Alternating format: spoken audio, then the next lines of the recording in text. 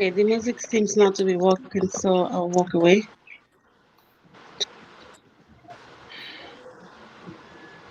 All right. I think we will have to continue. Something is happening to the music, so I'm just gonna have to switch it off.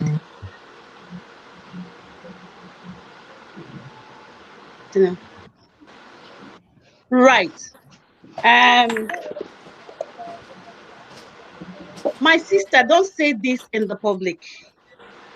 Our people are dangerous. They might probably kill you. My sister, this is Nigeria. What can we do? This and other comments is what we hear our people saying over and over and over again until things are really getting so out of hand. Good afternoon, everyone, and welcome to our conversation today. And here with me in this conversation is when we have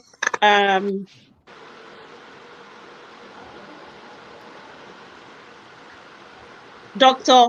Augusta Anosike. Dr. Augusta Anosike is a graduate of Texas University and also University of Ibadan, Nigeria. She is both an industrial chemist and a pharmacist, a freedom fighter, a frontline, I would say, advocate of change for the 1999 Constitution of Nigeria. Sister Augusta, you're welcome to the studio. Thank you very much. Thank you. Wow, that's a good introduction. I didn't know you were going there. Thank you. And no, I wouldn't forget as well that you are very much a pioneer of Doctors of Truth. Ah, correct. That is very popular on Facebook. Thank you. And up here on my right, we have Eze Ifeanyi Chukwu Igbekala. I usually do like to call him Mazi Ifeanyi, my namesake. Mazi Ifeanyi is an engineering graduate of Nnamdi Azikiwe University. He's a great lover of farming, and when we're talking about farming, it's actually natural farming. He loves his natural farming. He doesn't like the organic thing. He doesn't talk about mechanical farming. He's an Afrocentric activist, and he managed the rootedafricans.com website. Mazi Ifeanyi, you're welcome. Oh, thank you very much. Thank you very much. Now, that's wonderful. Thank you. It's nice to have you. And then next again, we have our brother Chukwuka Ofebu, a great... Oh, sorry. Ofebu is not yet here now. I think Chukwuma. Our brother Chukwuma Dike, he's a businessman. And our brother is a supplier of iron and steel. And he is currently, I would say he's a great advocate as well, and currently championing Igbo Youth Presidency for 2023. Bro Chukwuma, you're welcome to the studio. Can you hear me, Chukwuma? Thank you, God bless you. Right, God bless you. And then yes, thank you, God bless you. Thank you. Supposed to have Nna Okechukwu yeah, I here, have you. but Thank you and God bless you. Thanks. Nna Okechukwu is not here right now, but he sent his messages as well. And Ijele will join us any moment from now. Our great Ijele. Right, Dr. Augusta, I'm going to start from you. And I will read a quotation from McCullum and Willingham 2009 research that they did about religious fundamentalism. In their conclusion, they said that religious fundamentalism is about self-control. In order to believe or to behave, have a virtual behavior such as avoiding vice or sin or self-control, that they think that self-control is actually necessary, and that is what religion do provide. for those who are religious, religiously inclined. What is your take on this? Speaking specifically in relation to how religion has infatuated the Southeast and the effect of religion on the behavior of our people in the Southeast. Yeah, thank you for that question. There's a difference between religion and spirituality. You understand? But people kind of like they intertwine it all the time. They want to mix it up, In the sense of religion that we have back in the Southeast, or generally in Nigeria, we have that tendency to practically worship those that are supposed to send those messages to us, versus having the spirituality of having that oneness with God. So a lot of people, they probably worship their pastors because their pastors tend to see some kind of amuma. You said we can interject Igbo into what we're saying. Yes, so, so they tend to see some kind of God knows. Imagine, I call it hallucination to a certain extent, because you can't tell me you have an interaction with God, and at the end of the day, you try to, mesmerize people with things that don't make sense. So I would want us to understand that there's a difference between being religious and also being spiritual. In my own case, I believe in being spiritual, but the kind of religion that, occurs in the Eastern region, everybody listens to one pastor or the other. Everybody derives their strength from what one pastor saw or has seen or said. You understand? So, and if we do not remove ourselves from that, we would continue. Because if you remember Karl Marx, in one of his, I think in one of his greatest saying, he said that religion is the opium of the masses.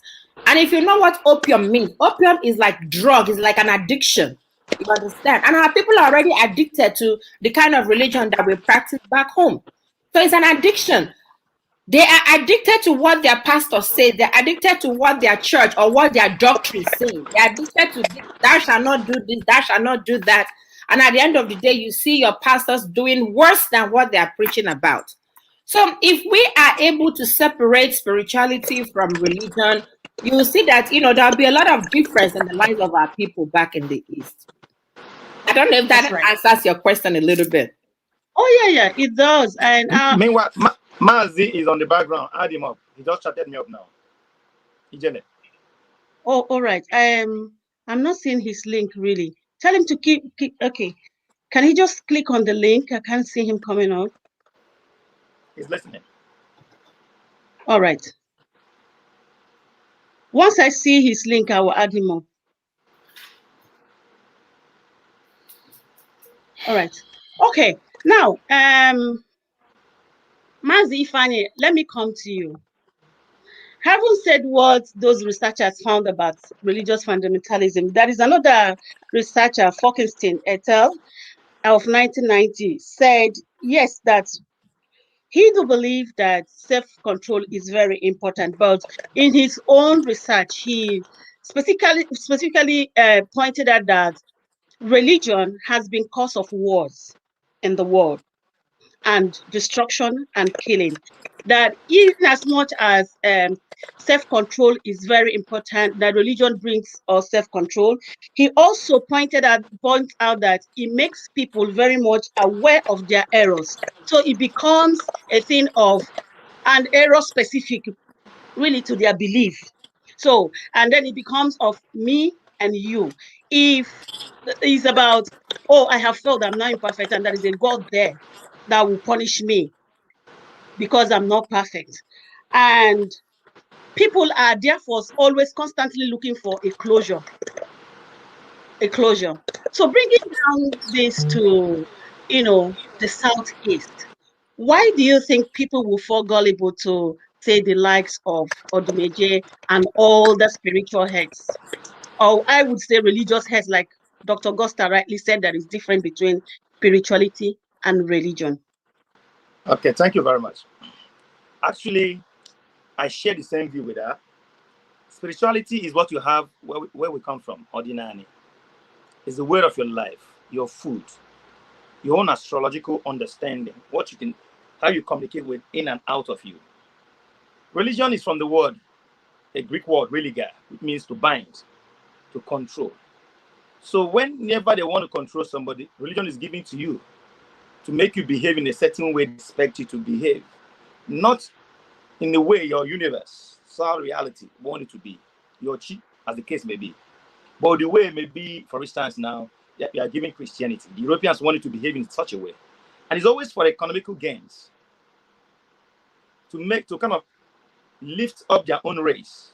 When God is depicted in the images of those that actually enslaves you, colonize you, that is religion. But when how I think about myself has nothing to do with how you think about yourself, but we are all doing the same good thing, trying to improve this life we're living in. That is spirituality. So our people being used today in Igbo land is not a surprise to us. The same way people are being used in Boronu to kill themselves via another form of religion.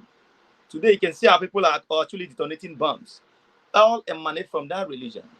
Because Onye Bili Kambili Adioze, live and let me live, is no longer there.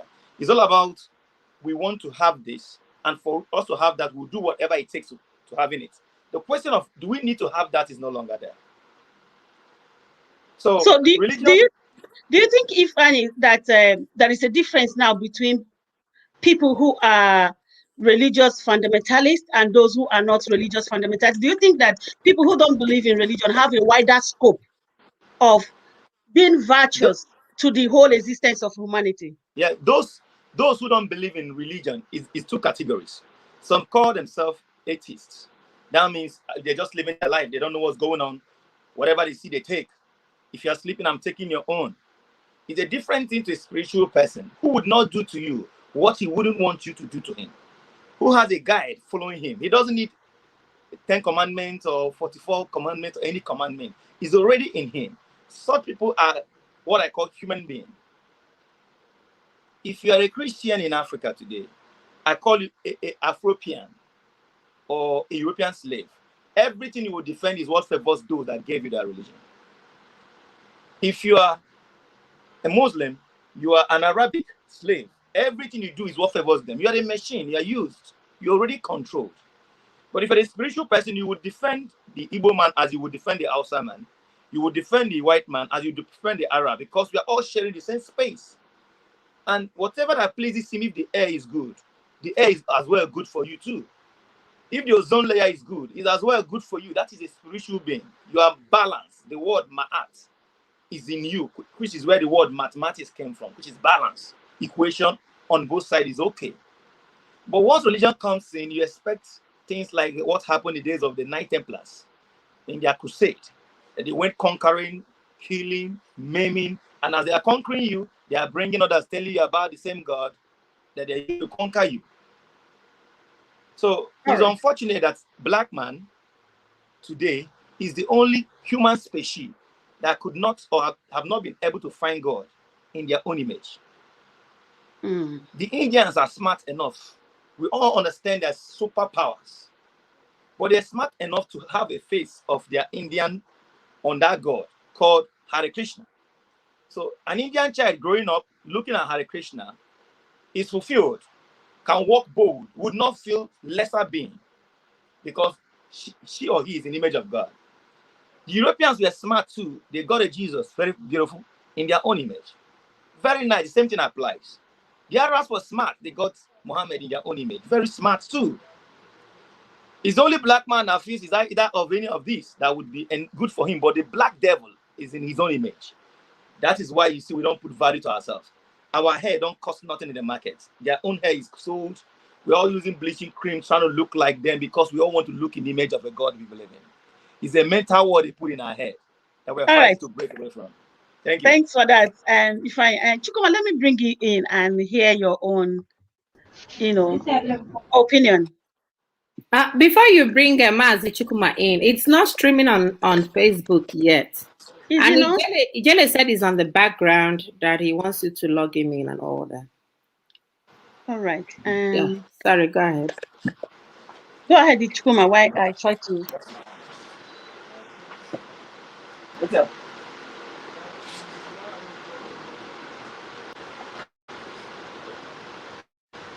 on, Chukuma. I'm listening to you. We're listening.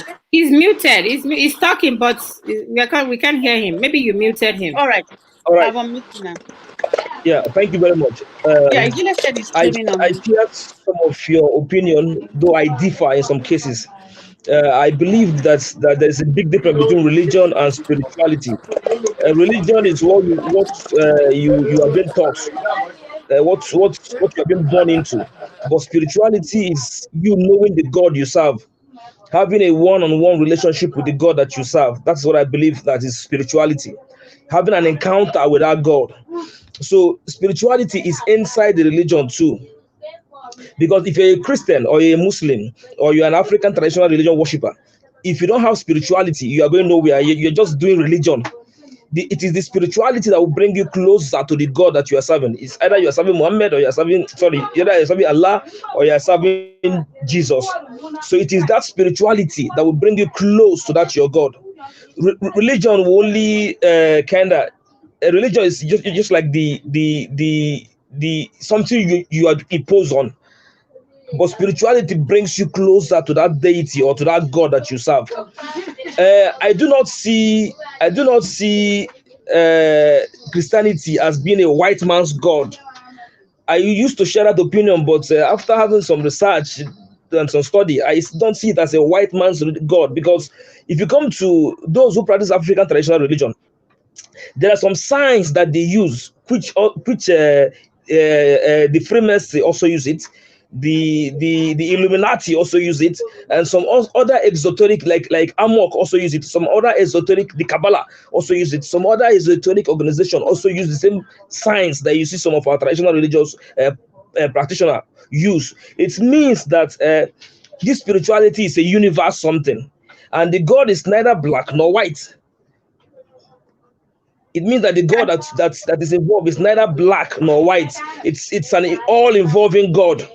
So if someone is telling me that the Christianity is a religion of the white people, I wouldn't buy it. That's where I differ from where my good friend and learned friend too. If I may come in, what you're saying, Maz, just give me a second. I don't know how this is going to pan out.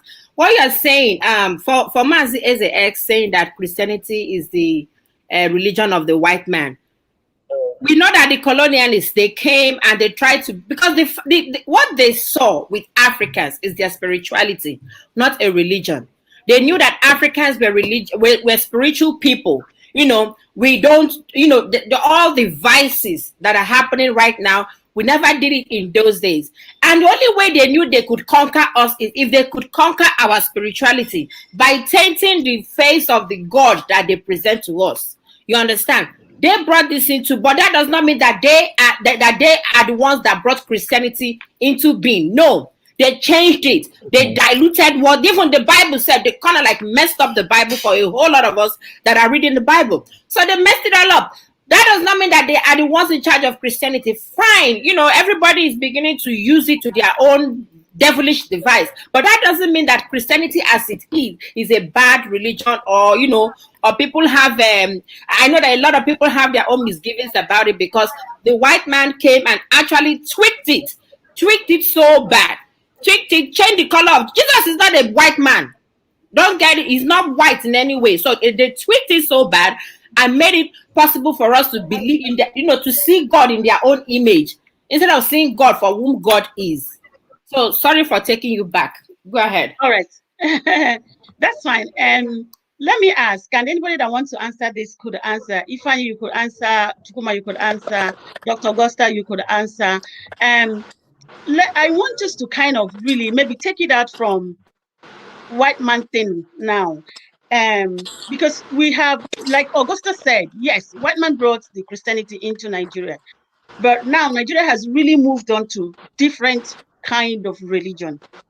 We have the Catholic, we have the Pentecostals. In Pentecostals, you have tons and tons of different denomination. Chukuma, you said that you don't believe it's a white man religion. She has cleared it. But then, what are you basing your Christianity on? And these other religion, what are they based on? Oh, no. Are they? Do you get my question? Do you want me to answer the question? Yes, please do. Okay. When I said that, when I use that language, Christianity is not a white man's religion. One, Jesus is not a white man. He's from the Middle East, although he's white. We're not even sure No, if he it's was not white because. white. It's not white. Mm, We've been diluted from God knows how long. It's not white. It's from the mm, Middle East. Middle East are dark skin like us, so it's not white. I'm mhm, sorry. So, Mingo. what I see in the point I'm trying to make is that there is difference between religion and spirituality. That even in Christianity, there is spirituality. Because for you to be an effective Christian, you have to you must have that one-on-one relationship with God, with Christ. So even if you are practicing African traditional religion, you must have one-on-one relationship with that deity. If it's Amadioha that you are serving, you must have one-on-one relationship with Amadioha. If it is Shongo you are serving, you must have one-on-one relationship with that deity that you are serving. There must be a relationship. The deity must visit you either in the dream or in a vision or somehow. Then he will not teach you how to worship the deity. He will not teach you his own style of worship. So that is what I mean by spirituality. That personal encounter you will have with that spirit, that personal encounter that you have with that deity, that is the spirituality. Now, having been someone who I've studied Kabbalah, I've studied African traditional religion. I've studied so many religions. I've done comparative religion. I've studied Krishna religion. I've studied Shintoism. I've studied Jainism. I've studied Buddha. I've studied Islam. I've studied so many religions. I discovered that in all these religions, you must have a personal encounter with the being behind the religion for it to be a spirituality. Because spirituality involves personal encounter. Then religion is just the whole thing, the whole big body. Now, let's Yes. come back to the Southeast, and I want to take us really deep down into this Ndabuski and Ada Jesus saga. Dr. Gosta, I want to get your reaction. What do you think has gone right or wrong with this Ndabuski and Ada Jesus saga in the Southeast? Or Wow. what do you think went wrong? Yeah. I've been waiting for that. Okay, for Ada Jesus, may her soul rest in peace. I don't even think I have stumbled onto her in a long while. I think it's because of this problem that happened that I decided I knew who she was and what she was going through. Ada Jesus was a comedian, they talk. They don't have to filter what they say. They talk. And Ndabuski, I also thought was a comedian. In all honesty, I thought that guy was just having so much fun. As we said, they messed up religion that anybody can just pick up the Bible and read chapter 1, and before you know it, he's an anointed man of God. Duh. Who does that? So Ndabuski, in my own opinion, is a comedian. I laugh each time I, see one of his skits. But in all honesty, I was too shocked to find out that he's actually running a church and people are attending. And I'm like, what is wrong with our people? Why are we? Oh God, how did we lose it? You understand? How did we lose the fact that this guy would lift up in trying to do miracle? It would lift up a 200-pound person, throw the person on the floor. There was one who was using the clutches that woman was using to hit her so hard, and you term that as miracle.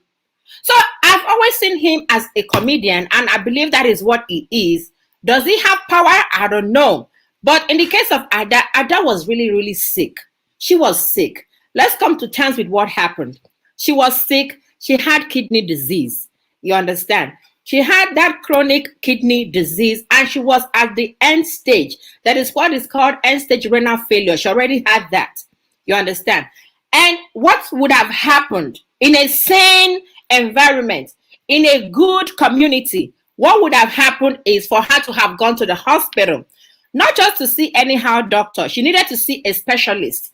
The specialists are those that take care of kidneys are called nephrologists. So if she had seen one, they would have determined how to, save her. She could have been on dialysis. Dialysis would help her take away all the toxins in her system because she was already, she had all that on and her kidney was no longer functioning to take away the toxins in her system. If you see her hands were swollen, her leg was swollen. She was having fluid retention. And with dialysis, you're able to flush out all those things. She would have lived. I've had to take care of a few patients that had that, a mother and a son actually that had dialysis, that have been having dialysis for years, like real years. But you know, that is American system. If the system back home was good, she would have been to see a doctor. And now, when we bring the religion aspect into it, instead of her seeing a doctor or seeing a specialist, she thought she needed to go and see a pastor that would pray for her and she would get her healing. And that was her encounter with Ndaboski. Ndaboski was having fun, you know, jumping up and down, doing all this, speaking the kind of language I do not understand, trying to interpret Bible that he can only read a sentence from. And I'm like, oh my God, how did we come to that level? To have somebody that is as illiterate can be the one that would interpret the Bible for you. You understand? Now, with the little problem that they had, you know, Ndaboski not forgiving her or for forgiving all those nonsense, it does not mean that it was Ndaboski not forgiving her that led to her death. No, she had kidney issues. That is what killed her. And the other lady, what is that her name? Rita Edochie. Oh my God, she is. I don't know how to term her, but she is one of those people that I don't know what adjective to use for her. She's one mess of a woman. You know, no matter what anybody did to you in the past or in the present, you don't have to, you know, say that you cannot forgive her. She will go out there. She will die in the process of her sickness.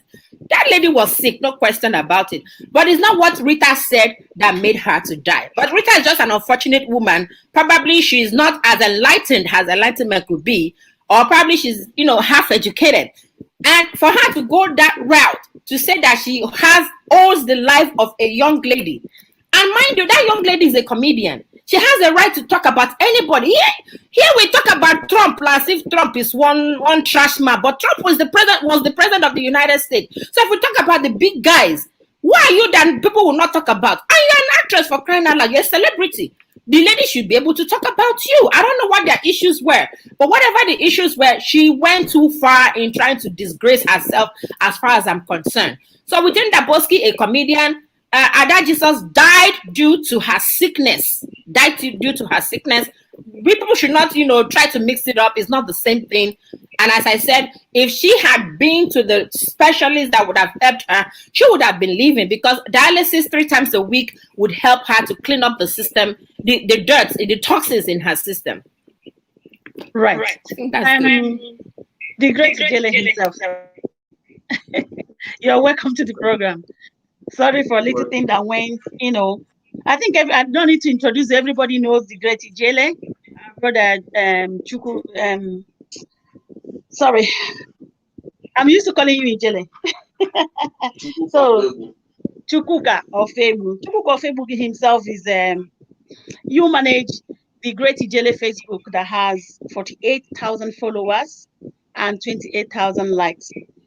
I know you are a fearless reformist, a social justice activist, and I want to hear your take on this Ndaboski and Adaji's attack. My sister, thank you so much for having me. Sorry, viewers, I've been at the background maybe because of some technical difficulties.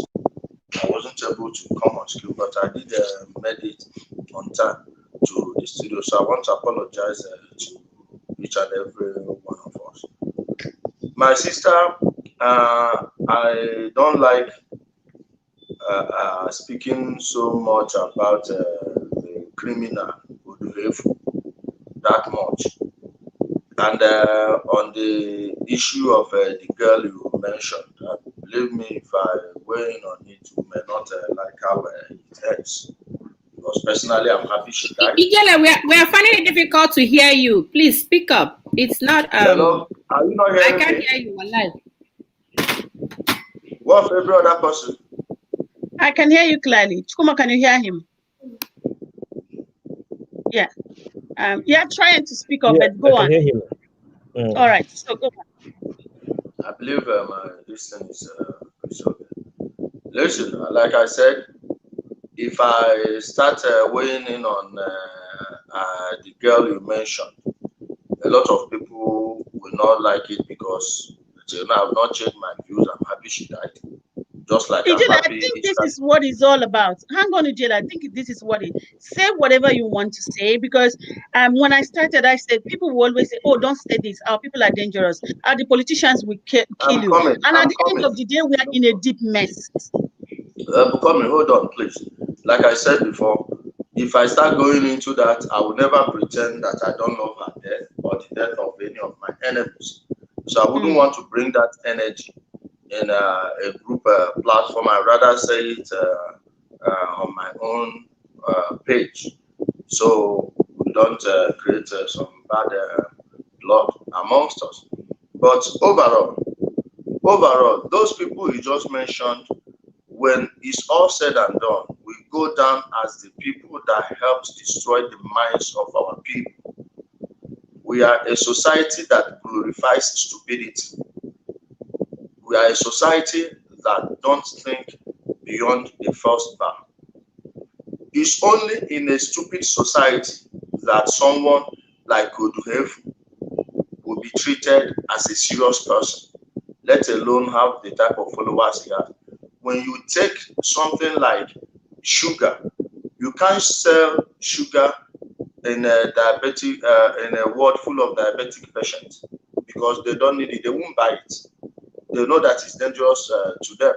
But you take it to ordinary ignorant people, they will rush it, even spend a fortune on it. That is what is happening in our place. If we had educated our people, and this is the failure of leadership across board, the educational system, the religious mafia, the community organizers, the community leaders, each and every one of them failed because you do see politicians inviting that Oduhefu. Now our people have been programmed to look at those people in power as if they have special powers or special privilege or divine rights. So with the type of respect they give to those people, when they see them with people like Oduhefu, it's a free advert. Unbeknownst to them, Oduhefu is washing the hands of the political class, political elite, and the political elite are washing the hands of Oduhefu also.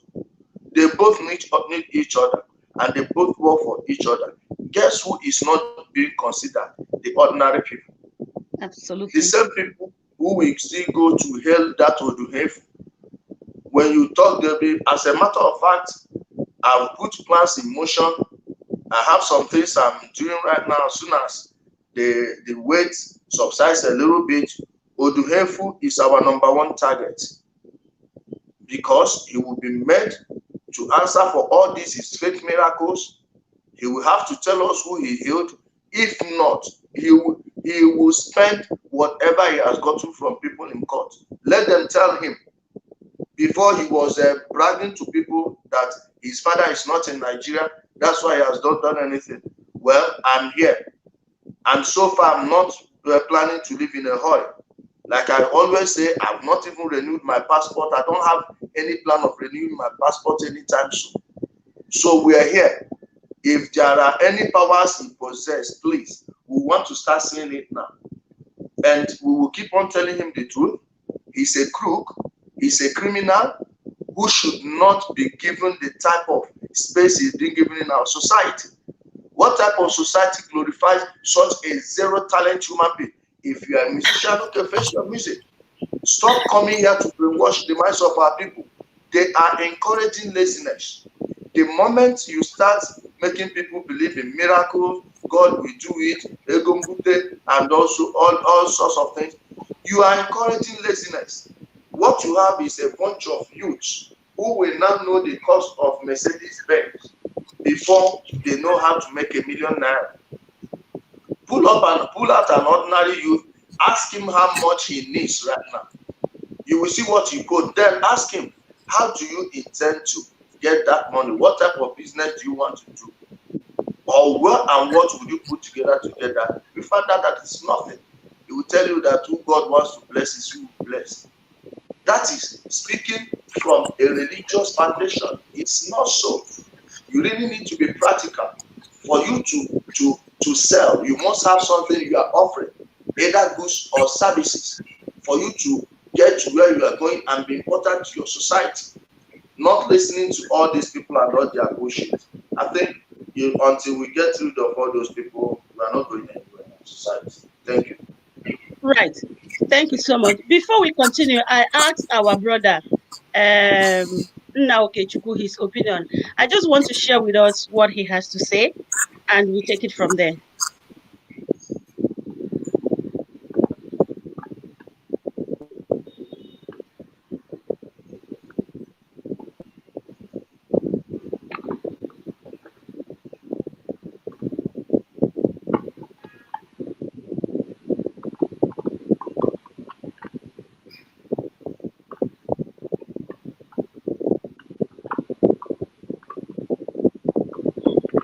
No volume.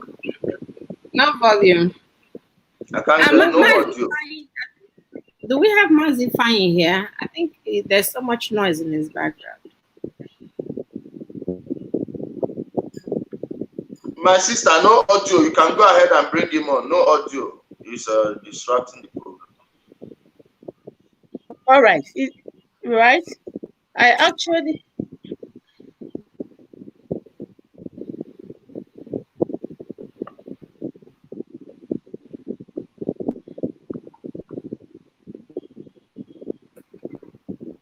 Even though you don't have audio, he's talking on the streaming.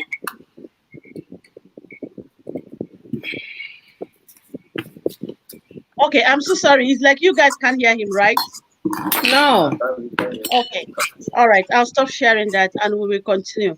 He just, in a sentence, said that Indaboski thing is just showing how deplorable or how backwarded and how our people have settled for less, are ready to settle for less. And it comes back to what Ijele just has said. It's because of failure of leadership.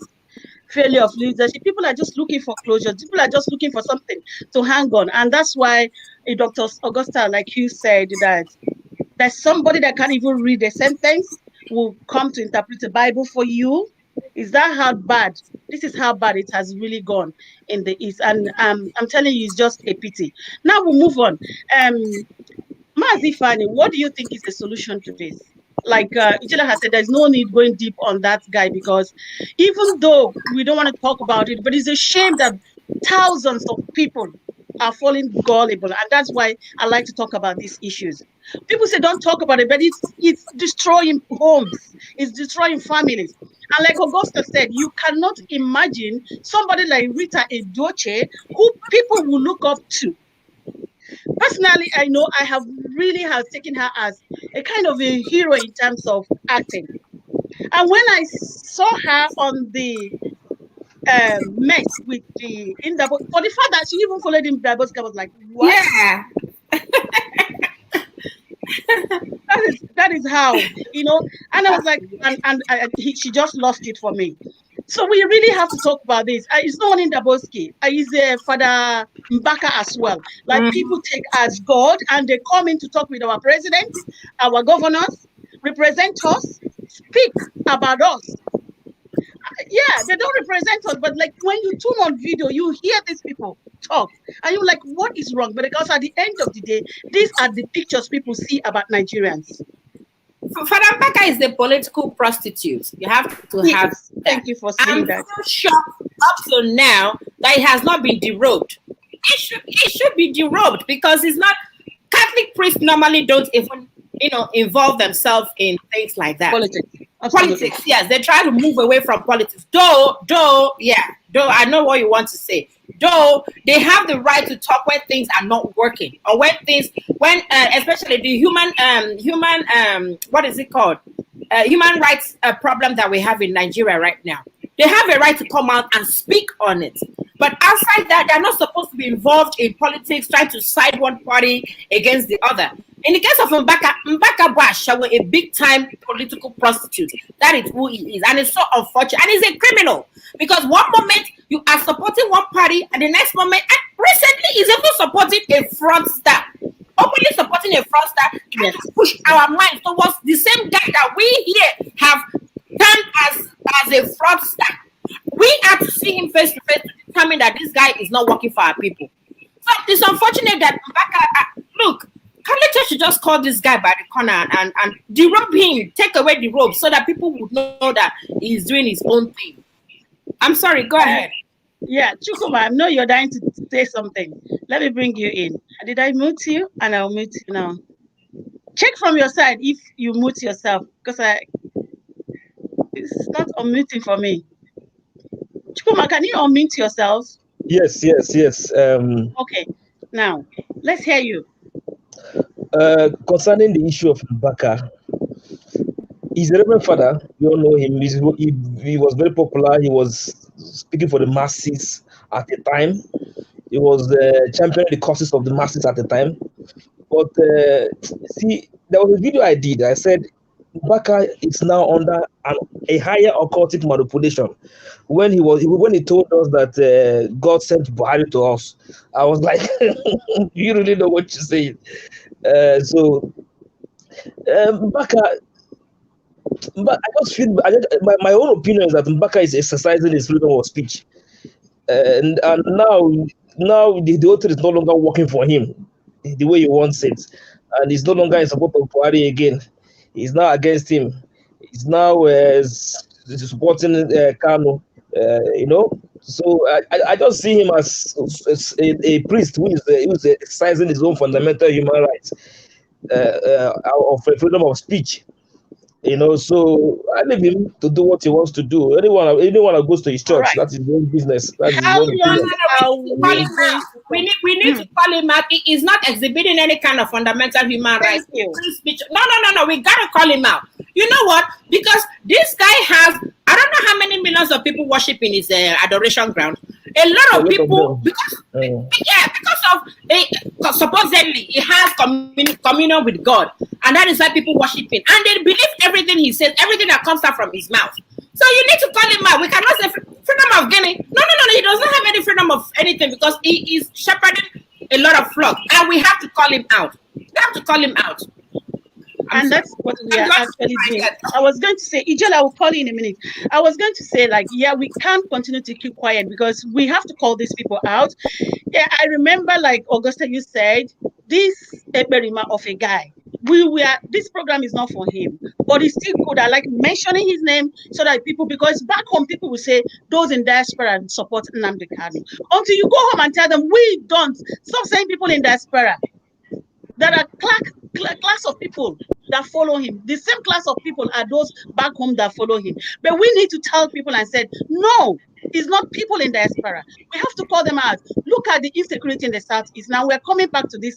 That's the next topic we're going to talk about. If anybody wants to round up on what you think can be done to stop this religious manipulation of our people in the Southeast, let's talk about that, and then we'll go to the insecurity. Go on, Ijele. Go on. Please, my sister Augusta, you are the one who is missing it. You said Reverend Fathers are not supposed to be involved in politics. These are the number one people in politics. In fact, let me say it again. If they think it's a lie, let them go to Anambra State and check. If you see 1,100 workers under the payroll of the Anambra State government, 990 would be Catholics because you need to be a Catholic or have a strong recommendation from all these Catholics that come to Anambra State to get into government. I am not telling you to believe me. Go and ask. One priest was lamenting to my friend that in 2017 that Governor Obiano brought money to Nnewi Catholic Archdiocese. Then he said when they asked the Archbishop to give them their own share, he told them that he's building motherless babies and he's building this and that and other Yahoo. You cannot Yahoo your fellow Yahoo people. And the priest was angry. He said 179 million naira, which he counted, that this bishop did not give him a dime. He's not even concerned that a governor is giving the bishop money. Then he even went as far as telling my friend that the one Obiano brought in 2013 Then he was still in on the archdiocese that he himself got, I think, 8 or 9 million. His own personal, one person, one priest got. Now my friend asked him, why would the bishop be taking money from all Obiano? Does he know his program? He immediately fired back and said, and this is politics now. What concerns bishop with his program? Now we find out that our people are looking at one of the biggest, in fact, one of the biggest source of their problem for solution. The person that is putting you in problem cannot give you solution. That is why all these people stop listening to your priest. They all have interest. They all have interest.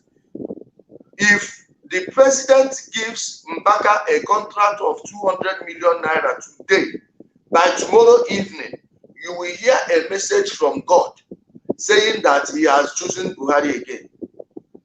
This is what these people are doing. And our people will say, our churches, they are doing this thing with the politicians. No, church is politics. Religion is political.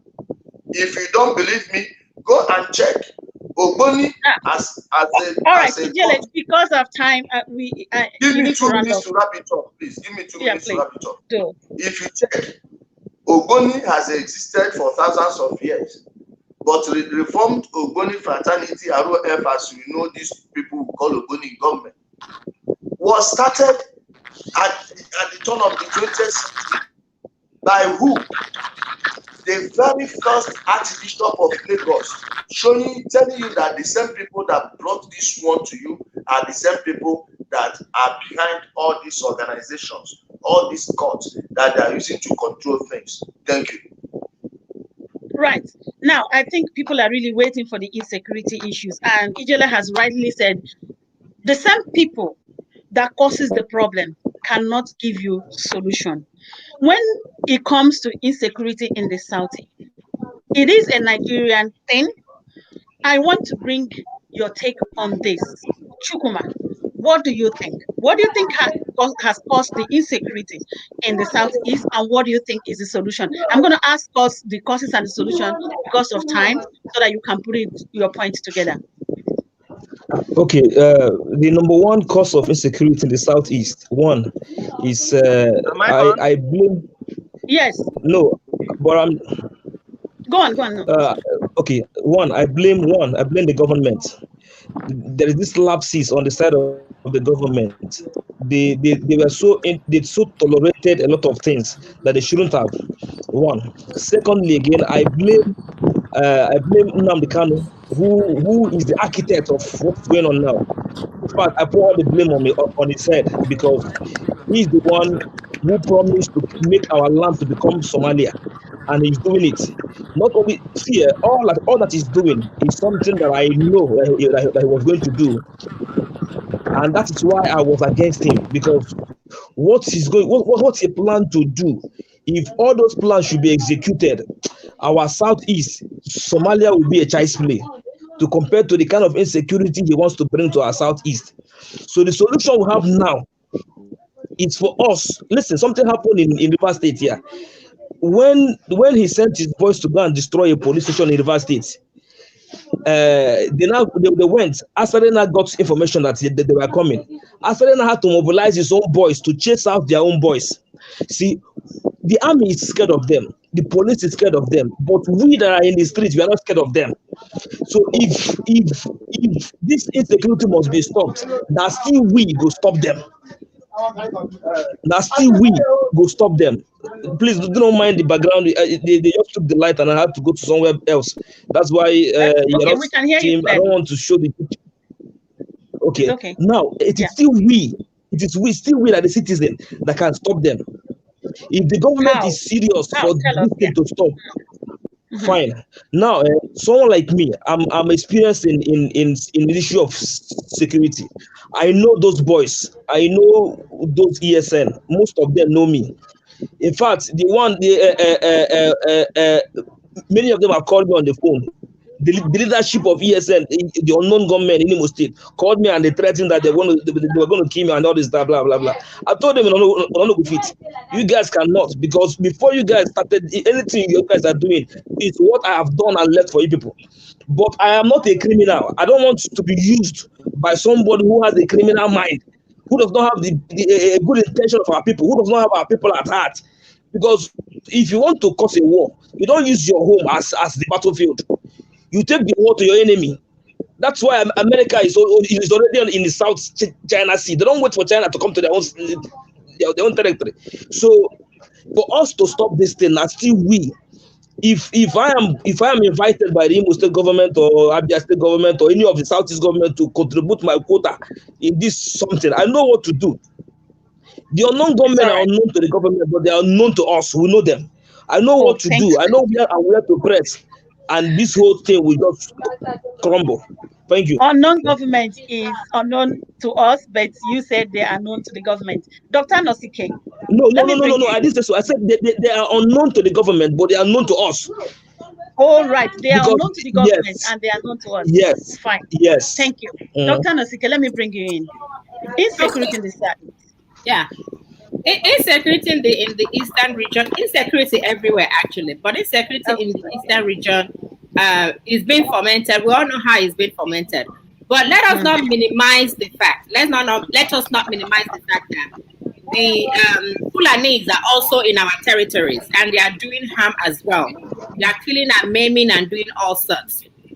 But the one that Nnamdi and his cohorts are doing, it's also, prevailing. It's probably scattered in the entire eastern region.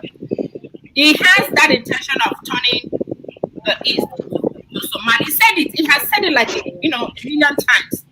And he said that he would prefer to see us die. That is when UN will now notice us and help us to get freedom and all that nonsense. Now, you're also talking about the solution. The solution for everything is that first of all, we have to go to the root of the matter. Why should there be insecurity in the first place? You understand? Apart from armed robberies and all sorts, but the recent insecurity that somebody would have to go to a police station and burn it down and kill police officers and and all that. And I keep wondering, if he told you how to go and kill police officers, why haven't they started with his sister? Because the sister is still in the Nigerian police. They should have started with her first. So bringing the solution to what is happening right in the eastern region. Now, let me tell you one thing. The governors, they all feel helpless. They all feel helpless. They are trying to form a bubagu, or maybe they formed it already. I don't know how many people they have in their kitchen for the bubagu. And the bubagu, they would give them sticks and bottles or whatever. I don't know what they're going to give them, but they're not going to have access to guns. And the reason why they're not having access to guns is enshrined in that constitution that has made it impossible for any governor to be the chief security officer of his own state. The other day, we heard from Governor Otom crying. This guy was crying because they wanted to actually kill him.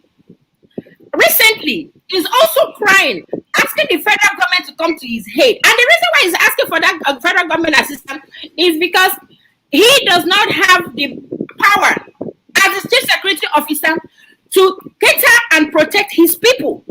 That constitution made it so. The 1999 constitution made it so that he cannot do that. He has to first of all meet with the presidency, meet with the all bureaucracies up and down. The same thing with the governor of Niger State. He had access. He actually bought drones to take down Boko Haram. But for some reason, he had to have licensing from the federal government to be able to use that. So if you, as the chief security officer, cannot protect your people, then why are you the chief security officer? Why are you the governor of my state if you cannot protect us?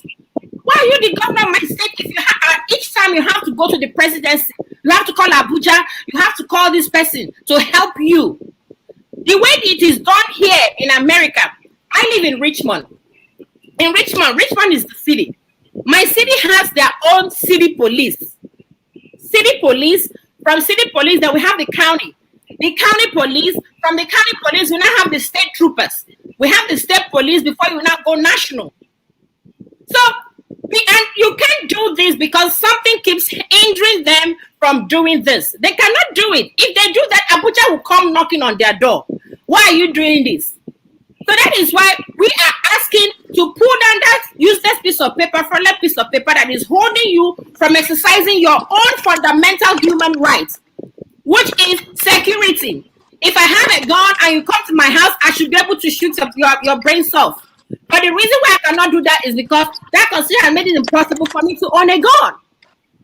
So we need to, go to the crux of the matter. That is how we can get the solution to what is going on right now. Okay. Thank you. Ijele, I know you're itching to say something. Let me bring you in, Ijele. Am I live? Yes, you are. Okay. You have been live since. So, Okay. Ijele. Please, my people, this issue of insecurity, a lot of people, when we want to talk about it, we say it with sentiments and emotions and all that. Please, I want to address some things my sister said. As you have seen me, I own a licensed gun in Nigeria. No one is preventing. I, as a private citizen, I have my own gun, which has been licensed to me. Please, let us make sure that when we are talking about this security issue, we keep sentiments apart, we keep emotions apart. Just like in Igbo land, they've been talking about Fulani killings. You cannot show me a single Fulani killing in Igbo land that has not been proven to come from IPOB and their people supporting them. Let me tell you the last one about Ezra. Maybe you people have forgotten. Why did they move on for me so fast? Because if your people went and hired Fulani mercenaries, joined them with their own people, went and killed people from 4 Ezra communities. Those people are still in police custody that they've been captured. 3 Fulanis and almost 12 people from Ebonyi State from that community. Please, the one they told you in Uli was a lie. Go and ask former IPOB members, please, if we actually want to solve the issue of insecurity in Igbo land, let us leave politics out of it. That Benue State government is not someone you should point to when you want to make any statement. That man and his people were the ones arming Akwaza, Ghana, to be terrorizing their people. They killed 77 people. Even the Catholic Church protested in Benue State. Finally, they found out who did that thing. They've closed that chapter. No one wants to talk about it again. Ever since Akwaza was killed, we've not heard a single story of attack. Now it's like they've trained new boys. This governor you are telling me they tried to kill. How can a governor in Nigeria, please understand this, a governor in Nigeria went to his farm, no police, no DSS, no army, your bodyguards were not present in Nigeria, please. Now his bodyguards were present. They were present. He said it that his bodyguards were present. You cannot look. We know. Can I come in a little bit? They sent a team there. They've sent a okay, team let's there. get a roundup. They've sent a team there. You are not in Nigeria. That man, this is the game he plays every day. Just like every other Igbo governors you see. This insecurity you are seeing is solely on their feet. They are not telling you about Ebubago. What Ebubago? Are you telling me that the governors that are paying in Nnamdi Kanu are going to form the security that will counter them? Why do you think Imo State is no longer talking about that Ebubago? When you have the other state governor strongly supporting Nnamdi Kanu, you have the Enugu state governor. Probably it's not doing it directly, but many political actors in Enugu state are involved in it. 80% of the power wielders in Anambra state are with them. So what's the meaning of that Ebubago? Ebonyi state created gas. People are fine because even the governor is on their crosshair.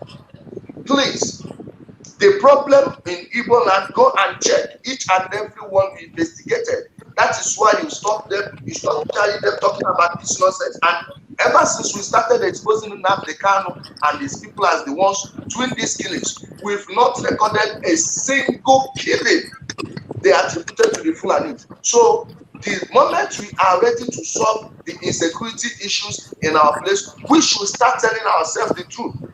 Whether the 1999 constitution is supposed to come down or not, I don't care what is written in paper. I'm talking about practical things we should do.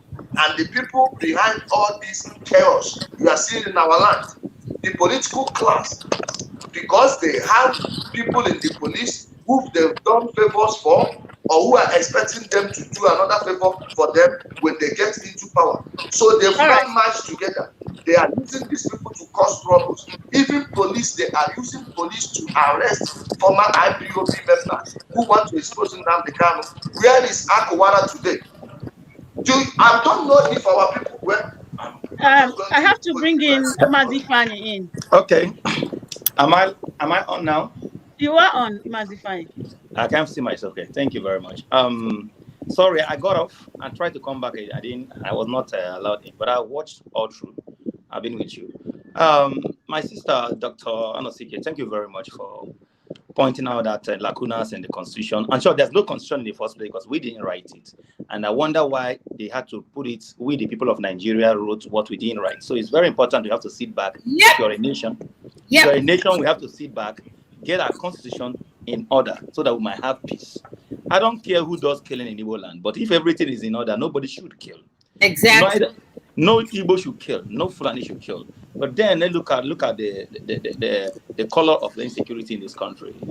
Lagos here is here, Benue is here, Ondo is here, Ogun is here, Ibadan is here. Everybody's pointing hand towards one direction. Exactly. When you say Hesman Fulani, you're not talking about the regular Fulanis we know. We're talking about those who are escaping from Libya, from Chad, that are coming here to steal and maim people. This is a reality, you know. Yes. I'm not going to play these tribal jingles or bigotry here. I understand there's insecurity. You can't travel the road. We're all flying today. We don't even have the money, but we're doing it to stay safe. And for how long are we going to do that? Exactly. Kanu is a vice. Yes, Hesman are also vices. And we have to come together and bring a document that we can actually use to bring them to book. Bam! That will give me the right to protect my life, right to produce my own electricity. I'm just coming from site. I've been working since morning. I can as well be selling that electricity, but I can't sell it because somebody said I cannot produce what I know how to produce. I went to school and paid money to study it, but I can't do it because you want to monopolize this and put your people in there. So this is a serious problem. The problem of Nigeria is the problem of constitution. All of that is falling out from this problem of constitution. Some people wrote the constitution and gave us the military men, and you're amending what brought a faulty document that brought you to power. You're amending it every day, and we're spending money paying you millions of naira and servicing you and all that to amend nonsense. So whether we like it or not, it's not only going to happen in Igbo land, it's going to happen everywhere. It's Igbo is really not marginalized. Nigeria is marginalized. Entire Nigeria is marginalized. All of us. And the moment we tell ourselves the gospel truth, the better it becomes for us. Emotion should be thrown to the God as man, as he said. But Kanu killed here, Fulani not killed. How can you sit in the comfort of your home and tell who killed or who didn't kill? Are you doing the killing with them? It is actually insensitive of us to say that because people's parents were killed, their mothers were killed, their children were killed, and then we're all discussing it here briefly. We're not saying anything like we're there when it happened. We're not there when it happened. But if the police are equipped the way they should, and the system are working, the governor can command the police, as my sister just said, that wouldn't happen. And why should the number one man of his state not have the right to protect the people? Then what is he doing there? Right. So it's as simple as that. Nigeria is not a country until we have a constitution. There's no country without a constitution. We are. Some people have us. Sister Jane, if you continue with Mazify, I'm just kind of like trade with what you're saying. Okay. Yeah, I just, as Ijele said, we should not put sentiment in what we're doing. And I don't know why he is the one that is even being sentimental. You understand? The sympathy he has for the Fulanese, I mean, it's beginning to be too obvious. Everybody is pointing, as Mazify said, everybody is pointing to one direction. So can none of us be lying when we are pointing to one direction that this is where the cross of the matter is? Can we not be lying? Hold on, Dr. Please, Augusta. can I come in, please? Can I come in, please? I want to speak to my brother Ijele. Ijele is my brother, and his mother is my sister. Ijele, there is Fulani killing in Nigeria. I have been in this country for a long time. I've never traveled abroad, but it is clear. Fulani killed in Nimbo. That's my place. Please, 56 people. hold on. Can I come in? Yeah, Ijele, come in. Can I come in? Yeah, Ijele, You know, again, what is with the question you asked me is about insecurity in Igbo land. Yes, and I can tell you again, please show me the place I will sponsor, because I spent my own money. I am not saying that there are no Fulani herdsmen killing people. In fact, I know that problem long before now. Go to Plateau State, go to Kaduna State. Now, what people are doing is this: whenever they want to settle a political score, they will say Fulanis again. Let me start counting. The priest they said that was killed by the Fulanis in Enugu was killed over church politics. I'm coming. The girl that was killed in Uli, raped and killed, was done by their villages. The woman, the villagers, the woman and her daughter, they raped in Mbo, were done by IPOB people.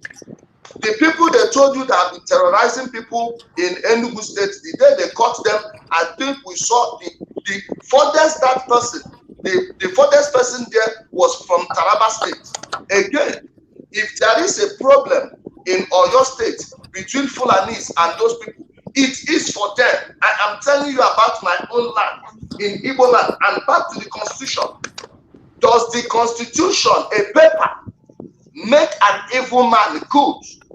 Was it the Constitution that sent them to go and burn the police stations? These governors, you people are defending without even knowing what you people are doing. They are the ones that are behind your problems. I can tell you, like for once now. Who is defending the governors? Who is defending the governors? Nobody is defending the governors. Please, you don't even know where you are doing their beating. Nobody is defending the governors. Let's not go there. Nobody is defending the governors. What we are saying is that. Augusta, let him finish. Can I finish? Go on, Ijele. When you leave the people that are doing the things in our land, and you are blaming other people, you are telling me other people are pointing her somewhere. Guess what? That is how coordinated propaganda works. Lekki massacre. Is everybody not saying Lekki massacre? Does it make it real? Who and who were massacred in Lekki? Are you serious? Ijele, let me do something. Let me say something. Hold on. Are you serious? Hey, you live in Lagos? Okay, let me come in. Massacred in Lekki? I know nothing less than 10 people that were killed in Lekki. Yes, people were massacred in Lekki. No, Can I just come in? I mean, who says that? You don't say that in the public. You'll be mobbed. Yeah, I don't want us to be I don't want this to be against each other, but yes, we can't agree in everything. I do agree. What I noticed with Maz is, I don't know if he's trying to please someone. No question. I don't play such cards. I speak my mind where it is. I shut up. No doubt we have bad people in Igbo land causing problems. We know them. We understand them. We know some of them have been programmed. We are working hard to unprogram them. But you would not take actions we knew who perpetrated it and put it on them. Maybe because you have issues with them. That is not right. That means you are even trying to outdo what they are doing.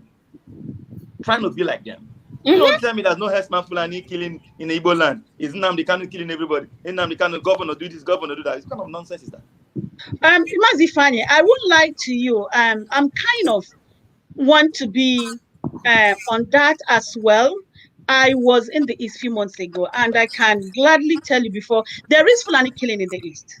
But my own opinion is Nnamdi Kanu actually attracted Fulani killing in the East. When he was saying there was Fulani in the East, there was no Fulani. Fulani were killing in the North. There was Fulani killing in Kaduna, in Benue, and that was very obvious. By the time he said there was killing in the east, it was actually Nnamdi Kanu and his boys that were doing most. We have said it We, several times on the program. Most of we and right understand it. now, I can tell you specifically that it is a mixed up. It's all interwoven. There is the IPOPs killing people. There is Fulani killing people, and I would say insecurity in the east is majorly caused by Nnamdi Kanu and the politicians. Yeah. Right. The politicians were doing nothing. I remember I was in Omaha when Excuse me. Do not forget. Excuse me, let me come in. Do not forget, our sister just told you that the governor has no power. And that's why we are talking about the constitution, where he can derive his powers from. We are civilized people. Let us be reasonable. Having power to control the police is one thing.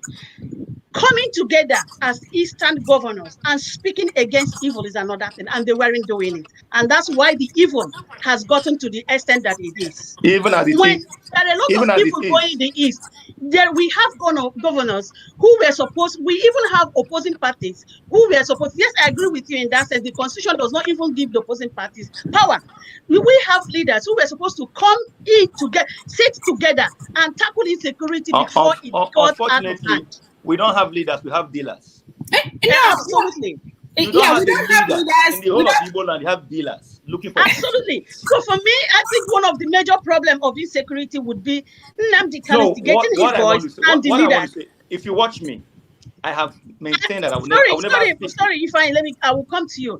And the worst thing that our people are doing is killing the police and the army in our zone. You can't do that because at the end of the day, they are the ones that the government can use against us. So we were supposed to be on the side of the police. If we say police, don't take bribe on the road. If we say police, do you understand? Don't take bribe on the road. Protect us when armed robbers come. Protect us when we are in danger. That is a reasonable thing for the citizen to, but we can't afford to start killing police in our own, exaggerating our own zone. I don't believe anybody on this platform will support that. I have done nothing less than 100 videos preparing the minds of our people for what is to come. And that's why I don't waste so much energy doing that again. And I've done very well in it. I had information and I spoke out. I told them. I also believe that Kanu is working with Nigerian government. No question. That is my stand. Not even only Nigerian government, even Eastern government. With the British government. So they're trying to create a crisis in our region. We understand that. But there's something I just want us to say. We should be very careful when we label ourselves the black sheep in our quest to be politically correct. Mm-hmm. I just want it. I belong to many WhatsApp group. I don't write because this is what I hear every day. Mm-hmm. I live in the West today. I see the presence of government here. I see development here, and I'm in my own region. Is not there, and I shouldn't cry.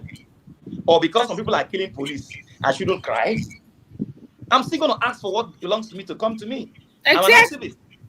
So I'm asking for that. That more has to be given to us. We have to be remembered. They are trying to use their evil actions to quell our genuine agitation. And we should be smart not to play into their hands. Okay, now we have all agreed. If you arrest a Fulani man in Igbo land or anywhere today, next morning he's gone. No trace, nothing. Police let him go. Should it remain so? That's what brings me to what annoyed me about the leaders in the eastern state. I was in Omaha when the Fulani trucks, they put all these Almajiris in the truck and brought them down to the east. Right.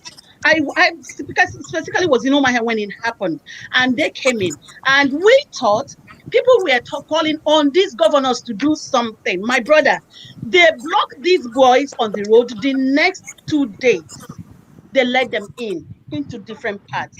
You kind of begin to wonder what is going on.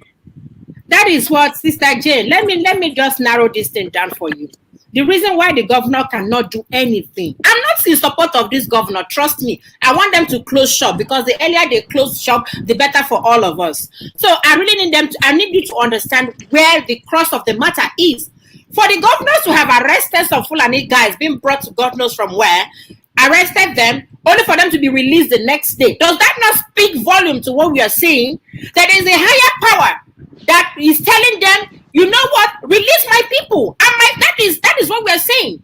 That constitution does not allow them, because look, let me tell you, if we had regional whatever, or we have if the governors of our states have the powers to arrest a Fulani guy that wants to kill his own people, get him imprisoned, probably try or whatever, or kill him the way they've been killing our people, do you think that region will not be peaceful? It's going to be peaceful, but they do not have that power, because each time they arrest these people, they will call Abuja. Abuja will tell them to release them, and these people will be released back into the society. And we are telling you that the reason why it is so, why the governors do not have power, is because of that constitution. The reason why the governors, why the humans, the constituents do not have power is because in that constitution they say you cannot hold your governors accountable for all their evil deeds. You cannot even hold the presidency accountable. It is still in the constitution. As Mazi, I saw his picture earlier this morning where he had two of his workers on a roof trying to do some solar panel. This guy is doing some good work in our community. But guess what? He wants to expand. And there's a reason why he cannot expand. One singular reason. That constitution will not make him expand. Because guess what? He would have to go to Abuja first of all, get some kind of licensing or whatever for him to expand. Why would he have 2 workers when he can have 1,000 workers he could be paying? You understand? They have made it so impossible, because each time you have, they will tell you, and these people are so fraudulent that they will bring back that constitution to you and say, see what the constitution says. And because of that, you cannot go further. You cannot go further. And that's why our people get back in line with how to pull down that thing first of all. Pull it down and see the difference. It has to come down. If it doesn't come down, we are just we are just jamboreeing. That's all we are doing. It has to come down. That constitution has to come down. Yes, I do believe personally as well there's a lot that is wrong with the constitution, apart from giving regional different regions their different power. I do believe that our constitution has given the government too much power. Like the president is nearly more powerful than the court. More powerful. The president can appoint a judge and dismiss a judge, which is absolutely rubbish. The president can appoint his vice tomorrow and dismiss his vice tomorrow, which is absolute. So there's a lot of things that is wrong with the constitution. Myself, I know that need to be corrected. But then again, my problem, I had PDP, is it PDP, the opposing party, advocating on the TV, on Senate the other day that what was it? Sorry, now I've lost track of what I'm going to say. PDP advocating for decentralization of policing. And I want to ask, I'm bringing America into this now because you mentioned America. And they were quoting America. I'm like, we are not yet there. If we can't just copy America, because right now Nigerians are not strong enough to give, for me as a person, the regions their power. If they give regional police power, the regional government power over their police, we're going to kill each other because there's too much tribal sentiment. That's my thing. There's too much tribal sentiment in Nigeria at this moment. There is religious sentiment. Like personally, yes, like I said, there are a lot of things wrong with the constitution, but we are so mixed up in the problem that I don't advocate for Igbos killing Fulani or Fulani killing Igbos or Igbos killing Yoruba. I don't advocate for that. I do advocate for peaceful resolution of things. That's me. I believe in peaceful resolution of things. I don't want to say if Fulani comes to our land, we have to shoot them. No. But if Fulani comes to our land and we think we are threatened and we are not safe, we have to have power to say we don't want this, to speak up and take action rather than killing. And that is one of my takes. Now, my question is, constitution reconstruction will be later. It is a long time goal. And for me, it's a long time solution. Do you think it's a short time solution to this insecurity, especially in the Southeast? It's the shortest. Who goes first? It's the shortest possible thing to do right now, because I'm part of the Nina's group. Did I lose Ijele there now? I think he left. I mean, he couldn't start the hot seat. I mean, how can you be advocating for Ndinachi Bundi, your people, and you are telling us we have to be mad and all that? I think he left. Look, Okay. we have a strategy in place. I know you guys are not, probably you have not read, because you know the fact is, I remember when we were following Nnamdi Kanu, those of us here in Houston, in America, were asking questions. Because you ask questions, somebody could not come and just tell you, I'm going to get you Biafra, and you're asking, where is your template? And it's not telling you, don't worry. No, it's not telling you, don't worry. I say, hell no. No, that one has no agenda, nothing in it. Don't Chuko Kikabiyama us here. You say, okay, no, it's not Chuko Kikabiyama, it's Elohim. Do not, because we have to see a paper. Here in America, if it is not documented, it did not happen. You understand? Everything you have to do has to be documented. If it is documented, then it happened. So when he gave us the lives of the people he has met, I've been to UN, I've been to Congress, I've been to... Look, all it takes is a phone call. Whom did you meet? We made calls. And they're like, what are you talking about? Nobody knew anything. He did not meet. And that was how we knew that this guy was just having fun.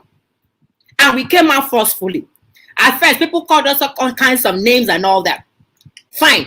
Now, when we came out, we found out that we still needed freedom somehow. Our people needed freedom. And the freedom we need is the freedom to be able to get to your highest potential. Do you know what it means? As I know what I do here. I'm a practicing pharmacist. I'm comfortable in my own skin. You understand? Because this country affords me that opportunity.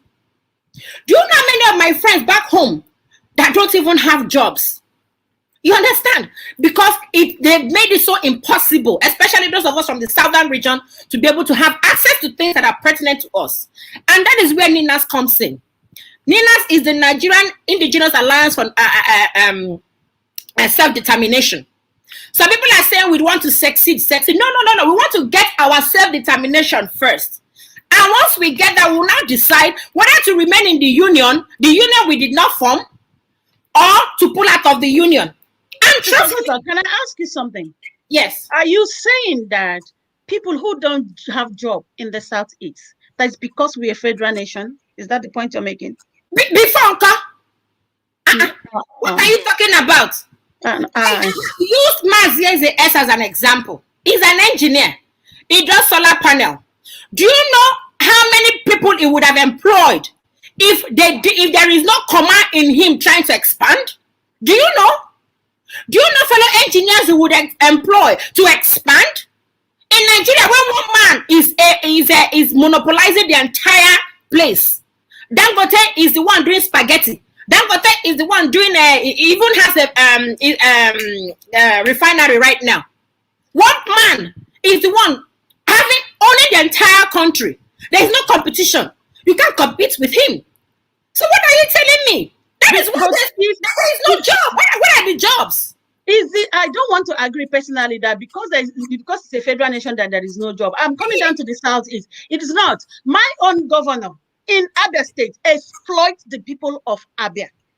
That is what I'm saying. And you cannot hold your governor.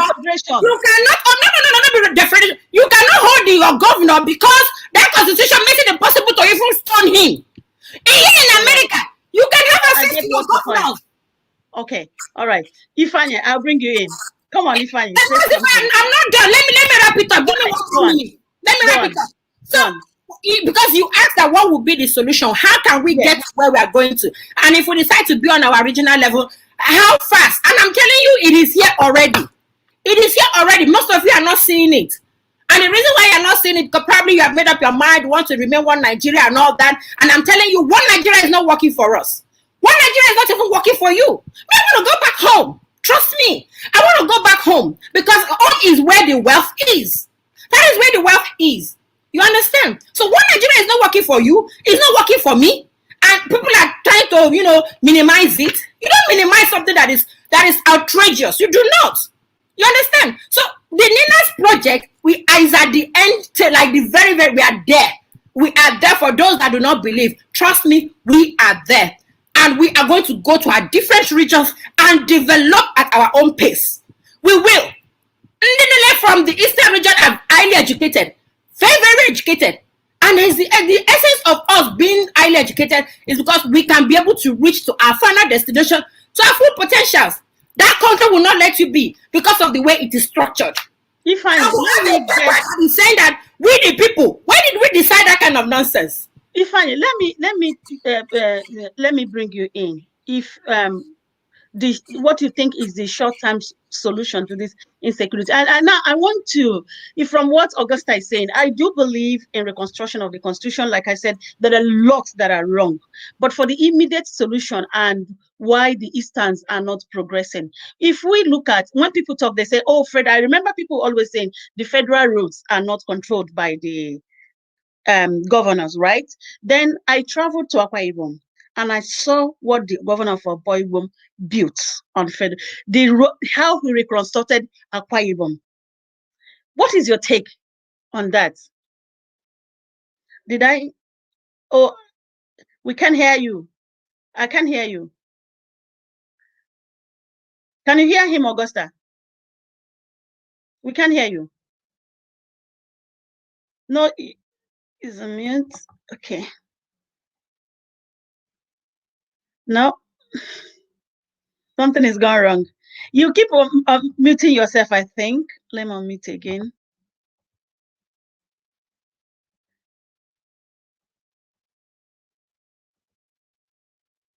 Oh, sugar, something is going wrong.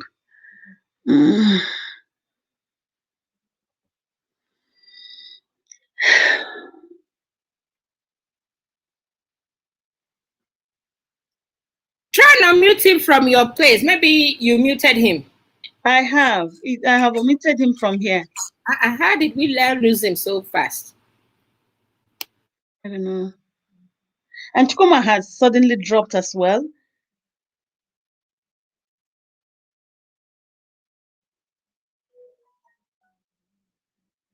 He wants to go in and come back, yeah. Come back, yes. Okay, Augusta, let me keep talking while he's coming. Somebody wrote, I could read from here. He said, Madam, you are lying. If Eze wants, he can move to Southeast and start his solar work and employ 100,000 workers if he is good at what he does. Now, the reason why, that is the problem we are telling all of our people. You understand? For him to move to Southeast, he has to go to Abuja and get some form of licensing. It should not happen. If he decides to move to Southeast, the licensing should be gotten in Southeast. That's what we're saying. If he decides to move to Anambra, for instance, or Enugu, where he's from, he should be able to go to his local government there and get the licensing to be able to establish his business. But it's not going to happen because some form of things, there are a lot of things that will have to go on. Now, you notice that the Anambra airport that was just commissioned, they just did a test run actually to see if plane could land. Do you know that the plane was supposed to be an international plane, an international airport, sorry, and the federal government is trying to downgrade it to local airports? I don't know whether you understand what I'm saying. Mm-hmm. They're trying to downgrade something. The people yearn for an international airport, and you are trying to downgrade it to local airport because you say there's form of insecurity. Meanwhile, in Kebbi State has an international airport. Maiduguri has international airport that they use once a year. That is when they are traveling for their Hajj. When they are traveling to go to Mecca, that is when they use that international airport. And you are telling we, the most traveled people in the world, not to have international airport. You understand? So that is what we're saying. And each time they try to quote that constitution that we did not write. Mm-hmm. Okay, yeah, you're in. You are okay, yeah. Okay, I have you now.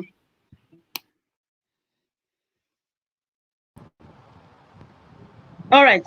Sorry, okay. Sorry for that. Can you hear me now? Yes, we can hear you. Thank you very much. We were talking just to wait for you. So I read somebody who said that it's a lie. Eze can expand even to 1,000 people. He does not understand that in Nigeria you cannot sell electricity. You can only install in modular form, just small. You can't. There's one project I wanted to do in Lagos. I went to Plazas. I wanted to have a solar grid where I will be selling to them. They pay me monthly, and it's not possible. The EDC will come and take you down. That's by the way. And they're still talking about the constitution. For how long are we going to wait to amend this constitution? This has been long. It's been before, almost in the inception of this country. And the military keep writing constitution for us. Okay, on what basis are we existing as a nation? It's just a banana republic. There's no paper. We have not agreed. So why are we together? Are we wondering? Are we confused? And the insecurity you have is emanating from lack of a constitution. Yes. So how do you solve insecurity without the constitution? What are you going to apply? There's no power. There's no power for your councillor, no power for your local government chairman, no power for the governor. Is it not a child's play? It's a child's play, actually. You want to have a peace. You want to have a peace without justice. How is that possible? It's not possible. Okay. I'm coming. Yeah. Why Akwa Ibom is very good, very beautiful, and Alimbo is not beautiful? Is because they were lucky to have somebody that is good. The constitution has made it possible for anybody to come and do whatever you want to do. It's all of your own way, your own volition, whatever you come. Exactly. Which is a positive thing. This is in line with the comment this person Chinedu Osuji the positive thing now is this: we have understood where the problem is coming from. That we're not actually a nation at all. This is just an we're occupied people. There's internal geographical space. Oh, yeah, we're occupied people. So what we have to do is for us to, as the same people, come together and address that. If you don't address that, soon we'll be eating rice with guns. Because I get confused. You're really right. I find it very frustrating to listen to the House of Reps sit and discuss. And I find it very difficult to see senators sit and the Nigerian senators sit and discuss. In the House, people try to bring up emotion and the House Speaker just put it down. I'm like, what is going on? How do you challenge this? Like they take up any motion they want to and dismiss anyone they want to. Like people bring a motion in the Senate. The Senate president answers to anything he wants to, anybody he wants to, and dismiss any other person. Like, which country operates like that? How are we going to go past this in Nigeria? Like how people's voice are going to be heard? How are we going to reconstruct this constitution? How are we going to air our views? Because people are speaking, people are agitating. You know, a lot of, if you talk to all these people, they say, oh, people have not, they follow Nandi because people, I said, no, because you're not in tune to what is going on in Nigeria. If you're in tune, people have been agitating in Nigeria as long as I've been born in that country. Exactly. I have been seeing activists, I have been listening to human rights talks that's been agitating for change and good things. But the problem is, they are not heard. And they're not taken serious. And Sister Jane, let me even help you. I mean, you keep using the wrong words. You keep saying, how can we reconstruct the constitution? And Mazieze has told you that we do not even have a constitution. So what are you reconstructing, my sister? What are you amending? We are telling you we do not have any constitution, and you are telling us how do we reconstruct it? You cannot reconstruct something you do not have. So the best is to pull it down. You pull it down, then the regions will go back and agree and say, hey, let us come back as a union, or let us move our separate ways. They will not write constitution that is how are you going to pull it down? I agree with you. That is what Ninas is doing. I agree with what Nina is doing. Hang on 1 minute. I understand where you're coming from. This thing you're saying pull down is like saying, let Buhari resign. Like, yes, hang on 1 minute. Hang on 1 minute. Understand where I'm coming from. I am the same. Like, I want to open my eyes and close it and Buhari is gone. But the truth is, we have an elected president. He is ruling. And whether we like it or not, he is ruling. And whether we like it or not, the constitution is not giving us power to put the bloody guy down. So what do we do? Like, it's not just simple as I said, pull it down. Because no. He's a failure. He can't handle insecurity. He can't even handle anything. He can't handle economy in the country. Nothing. And we can't send him out. You guys are mistaken, you know. Buhari is doing what Buhari wants to do. Buhari is doing what has been engineered from day one for him to do.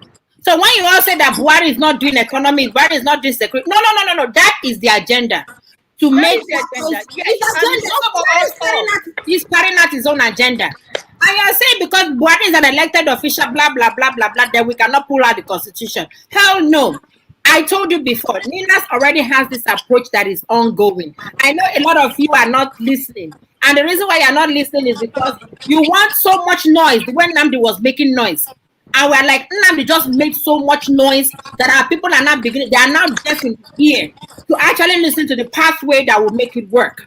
Now, we don't even need, remember, the Ninas project, let me just, 1 minute, just give me 1 minute. The Ninas project, the first time we did the constitutional force majeure last year, December 16th, we took that, we did what is called constitutional force majeure, that we no longer agree with the union. And that we get 5 grievances for which the presidency would have to look into. That's the federal government. They were given 90 days. They didn't budge. Now, we gave 30 days to the governors and to the senators and all that. They are still not budging.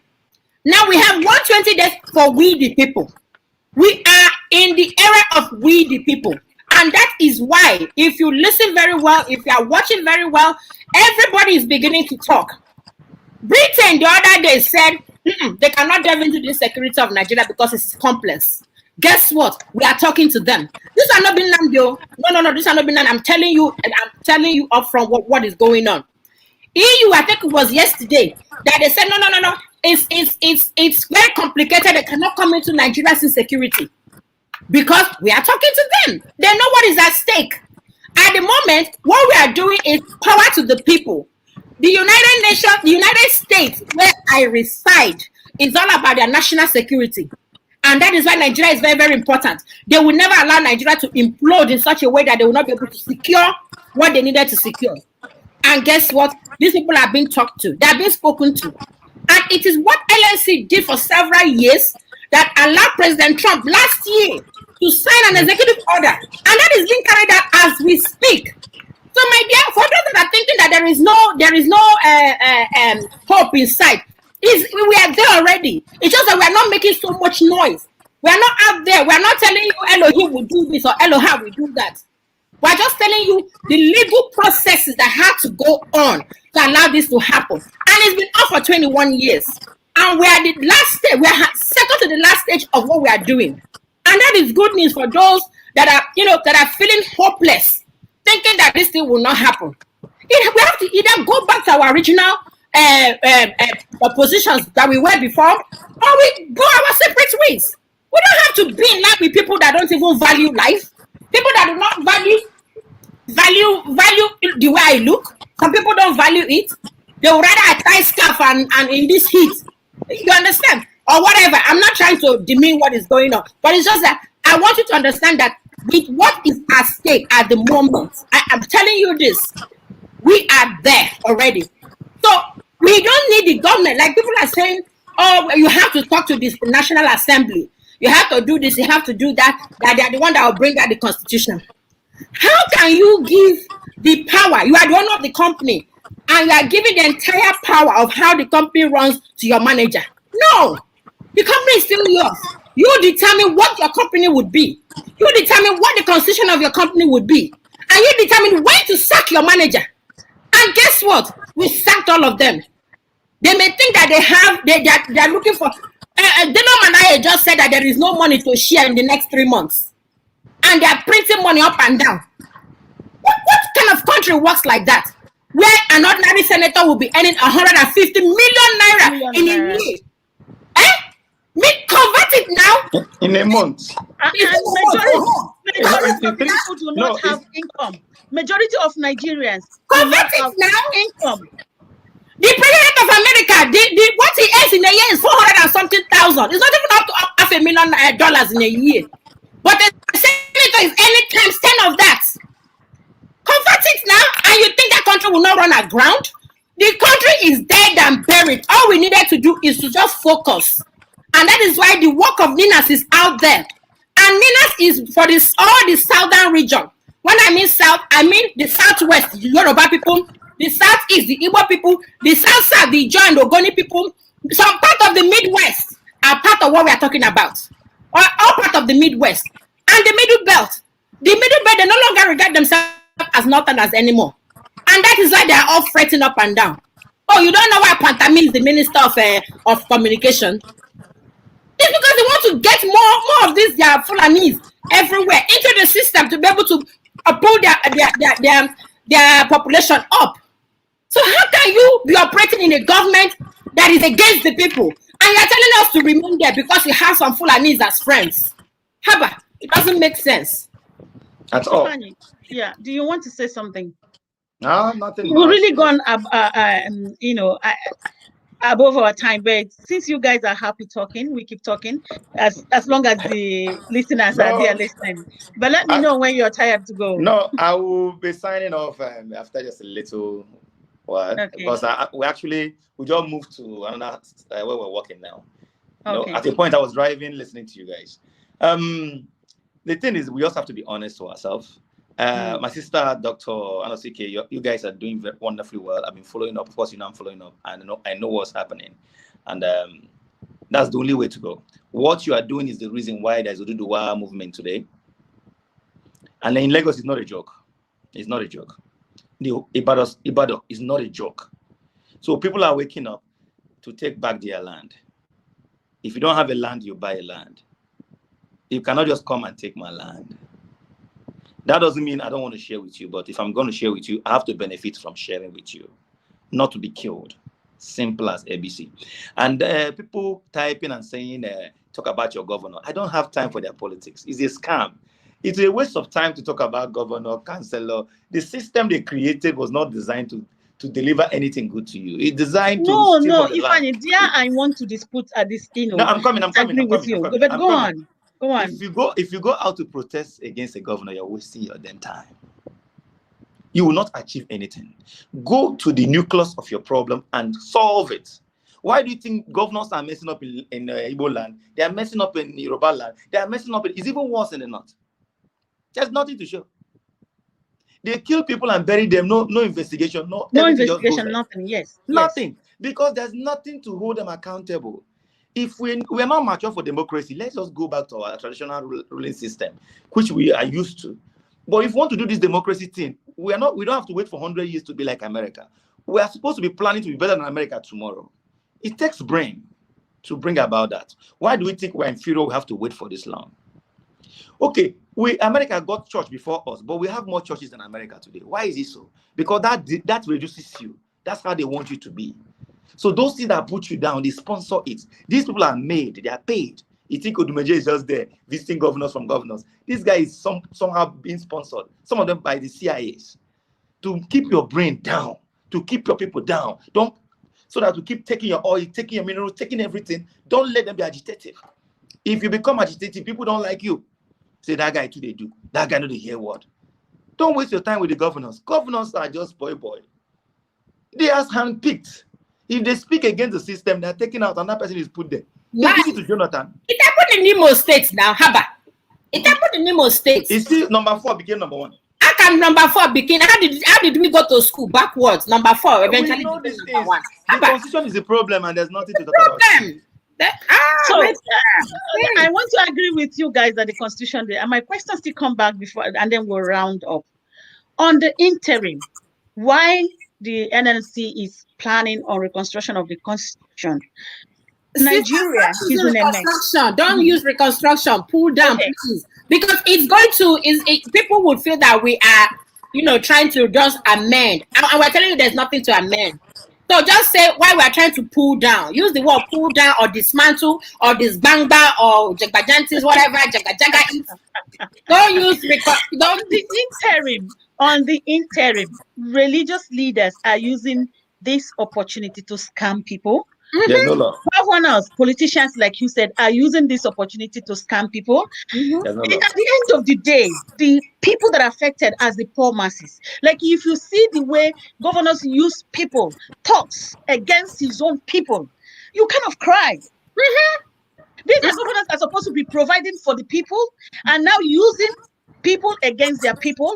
The same at the federal level. Like you said, it's just all around Nigeria. At the interim, what do people do to save their life? Because it's really all messed up at this moment in Nigeria. What people have to do to save their life is what we are doing now. Before, we are only used to listening to people like this on TV, and we see them as special people. Today, we are doing it for ourselves. We are researching, we're informing our people. It's an opportunity for us to key in and see how we can come together and have a voice. Once we have a voice, those that divided us will no longer rule over us with reckless abandon. For instance, you're a Catholic. In Catholic, there's St. Peter, St. Paul, St. John. Society, this is to they break you down. You're a Christian, Anglican, deeper life, lower life, upper life, Christ Embassy, all of them to break you down. You're a Muslim, Isala, Shiite, Sunni, to break you down. Then you're an African, you're a Muslim, you're a Christian, just to keep you fighting. It's time to go back to your African sense, your African personality. Your chi, that thing that can never lie to you, that thing you can always tell you the truth. This is who I am. Look in the mirror, you see that person. Look at me, you see that person. Stop killing each other and come together, because our land has been invaded by the colonial masters, and they left some slave masters taking care of the land for them. They are still very much in control of your resources. They want you to fight. They want to sell guns. They are implanting people to take to fighting and killing each other, and they will come. While they are fighting, your gold is living. Your oil is living. There's no lie about this thing, is the truth. Who will not know will die. That's it. Thank you so much. It's time for Africa to come together, irrespective of any the other person they created. We are one. Absolutely. People. Thank and you. oneness Thank you. we can pull from the control of the Europeans. Thank you very much. Thank you. Thank you. Thank you, Mazifani. Dr. Anosike, let me get your final talk on this. Yeah, my final talk, you were like, okay, in the interim, what should we do? There is nothing wrong with self-defense. You understand? I mean, it's a fundamental human right. If somebody wants to come and kill you, use the opportunity. Look for things. I mean, save yourself for crying out loud. Don't wait for one governor or president or whatever to come and save you. Because if you are dead, you are dead. You just become a statistics. That's what you become. So there is no problem with that. Now, as Mazes has kind of like, he's so wrapped it up. He's so wrapped it up, you know. I'm looking at what Blessed Dom is saying, that Ninas is also using religion. Blessed Dom, say what you know. Anti-Muslim campaign, hell no. No. We're not using any. Do you know that there are Muslims in Ninas? Don't even go there, because what you don't know, come and get information. The website is there, go and read it. You understand? Don't go there and be talking about whatever. Anyway, thank you, Mazeze. As you really, you wrapped it up for us. For those that do not want to listen, well, there's nothing we can do. We cannot break your head or your ears or whatever for you to listen. But self-defense is important. Protect yourself. Protect anyhow you know how to protect. I'm not going to tell you how you can protect yourself, but protect yourself from the invaders. They are there already. There's nothing we can do about it. The neo-colonials, they've come and gone, but they left their people there, as he rightly said.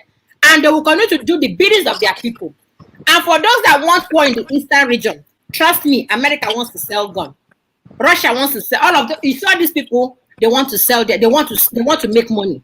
So for those that are saying, let us go to war, there's no need for that. There's a legal process in line. At least let that legal process end first. Then you not think of whether to go to war or not. You understand? So that's all that I have to say. And the legal process is Ninas. Type in Ninas, get more information, go to their website. Don't allow anybody bamboozle you. There's no religion, anything here. We're not doing anything religion.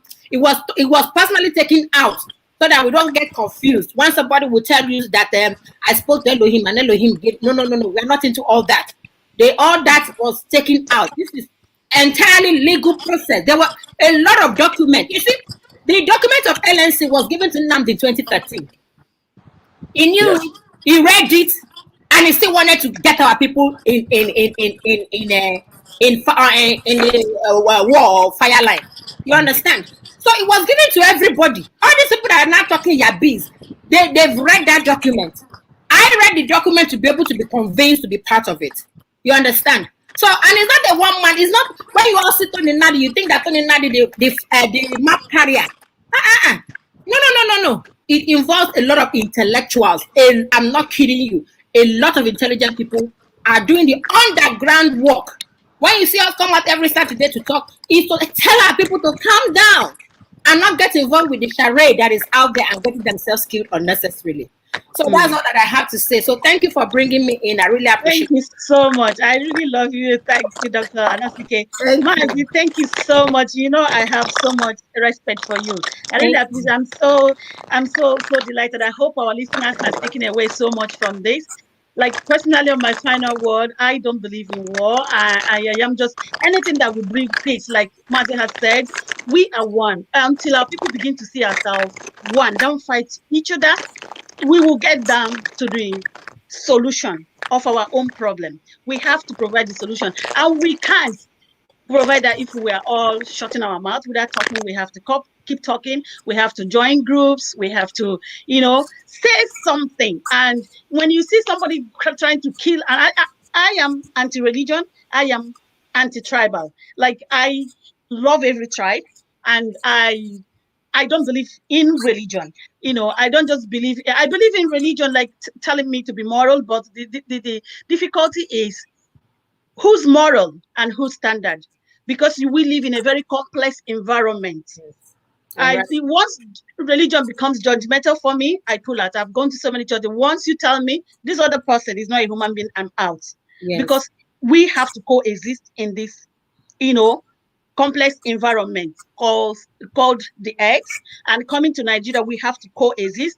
And just like you guys advocate, if we have to separate, it has to be an amicable separation. Exactly. And it's easy to say go to war, but it's not easy to tell how the war will turn out. Exactly. And when it will end. We will all be in a mess. Definitely. We will all be in a mess. Thank you so much. It's lovely having you.